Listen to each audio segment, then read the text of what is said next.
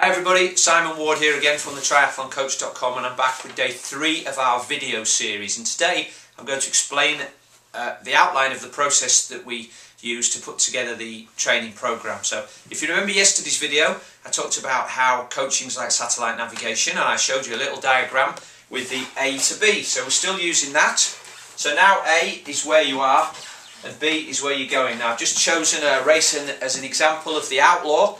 It's on July the 26th in 2015. So from the first Monday in January, which is January the 5th, that is 29 weeks to race day. So we've got 29 weeks, and what we do is we want to divide it up.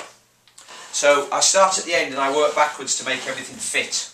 Okay, so we've got peak and taper here. That's going to be 5 weeks long.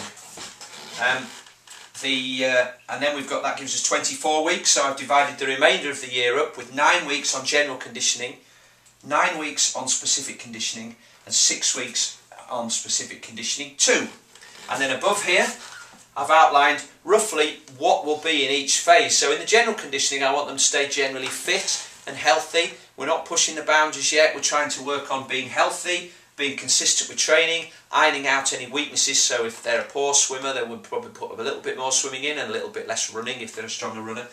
I want the training to be polarised, so a lot of it will be below 75 to 80% and there'll be quite a bit above 95%, but there won't be much around the threshold bit in the middle. And we'll focus on strength and conditioning. As we get close to the race, everything becomes a bit more balanced, so out go the extra swim sessions and the training's more balanced. We're working on turn point 2, which is the second, probably you might know this as lactate or anaerobic threshold, and we increase the intensity a little bit to work in that zone.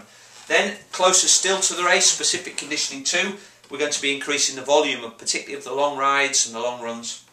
We're going to be working on the lower threshold, so around 80%, which is more consistent with nearer to where they're going to be racing at. And we're going to be doing more race simulation days. So, not necessarily putting a whole race together, but a long day with swim, bike and run. And then once we get into the taper, we've got 2 big weeks, we've got 3 taper weeks, and the goal is to get rid of the fatigue, start working on the race strategy and generally freshen up for race day. So having done that, one of the things that I have to do is divide up each of those 4 areas into a number of weeks, and I'm going to talk about that in tomorrow's video, about how we decide whether an athlete has 4 training weeks or 3 training weeks or 2 training weeks. But for the moment what I do is I enhance that that's on the board with this document here. This is called my phase plan, and you can see it's not a graph. If you look at that, you'll just see that there's lots of writing on there.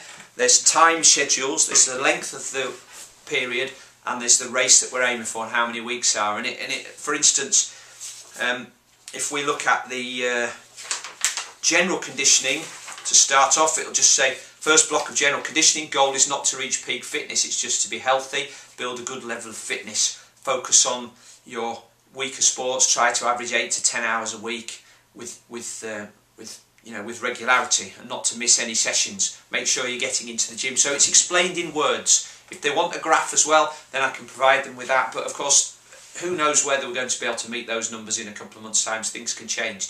So this is really just a description, and the athlete gets this, and what they also get is a weekly schedule, and I'll be explaining that in the next video as well. So for now, it's working out the general content of the program and what's going to go into each phase, explaining that to the athlete, and then we negotiate a little bit based on some of the things in their life. So look forward to explaining the next step in video number 4 tomorrow.